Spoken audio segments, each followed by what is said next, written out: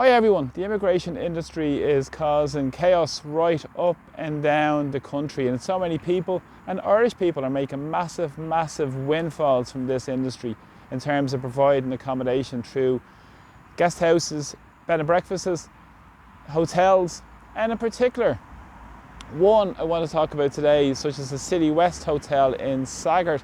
Now this has caused major protests in the local area, and I've covered in quite a number of videos. You can look back on those videos on my channel, and I'll add a link to a couple of the videos in the comments below on the story of the Citywest Hotel. And the locals have got up in arms over what's taken place. One of the decisions of the government was to push forward these long-term facilities, and now they're looking to buy the Citywest Hotel in Sagart. Now they've used it for the state over the last number of years through COVID, and in particular handed over so much public money. Up to millions and millions of euro of public money has been transferred into the hands of these vulture funds, making massive windfalls from the immigration industry.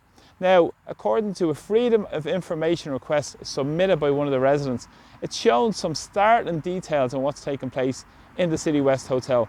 There's over 170 incidents of issues over the last 6 months in that hotel, and there's been 60 or more acts of aggression in that facility. Now, on top of that, there's been assaults, there's been drug possession, there's been knife crime, there's been issues around vandalism, where walls have been broken, and staff and other people who were there in the International Protection Centre in Citywest have been assaulted. Now, this comes from the Department of Justice, and of course it came because of a resident who looked for a Freedom of Information request. Now, also there's been many other instances of thefts. There's been issues of trespassing of people who aren't supposed to be there that have been there.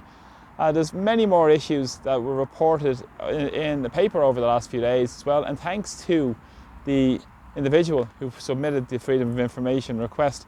And of course there's been other instances of risks of infectious diseases outbreaks in that region as well, and not to mention the amount of people who are putting pressure on lack of services in that area in terms of doctor's appointments and GP services as well.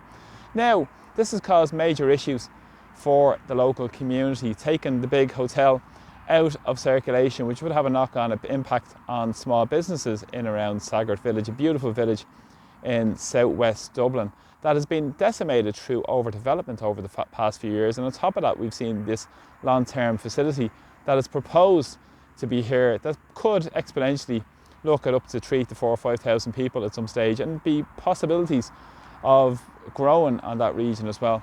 Now, a number of months ago, another investigation was made through Freedom of Information to other sites such as Kilbride, Cruxling, and a site, I think, in Blana Avenue in Dunleary as well, that had major issues of assaults, of incidents reported as well. Now, this is just off the wall what's taking place in Irish society. Freedom of Information requests should be put forward in every community to what's taking place on their doorstep. Like, so many people have issues in terms of safety, in terms of going about their daily lives, but they should be able to carry about their daily lives without being in fear or risk of anything taking place or spilling over from many areas that are really massively left behind because of these government agendas. And of course they won't have them in certain areas where it's got more political connections, such as Morehampton Road, where I spoke about the hotel down there, Saks Hotel, due to those strongly worded legal letters sent from many of those in the legal profession who live around Dublin 4 to push that through, that wouldn't go ahead. And other areas where Simon Harris in Greystones, perhaps, he doesn't have to deal with that issues or pressures in his locality.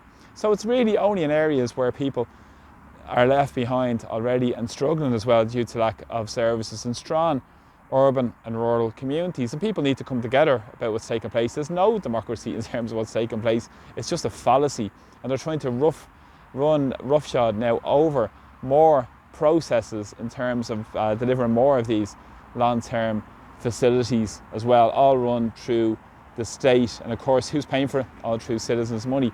And who's going to make the money out of it? The big employers again. Because in Irish society, you're only valued as an economic unit, not as a person, not as a citizen.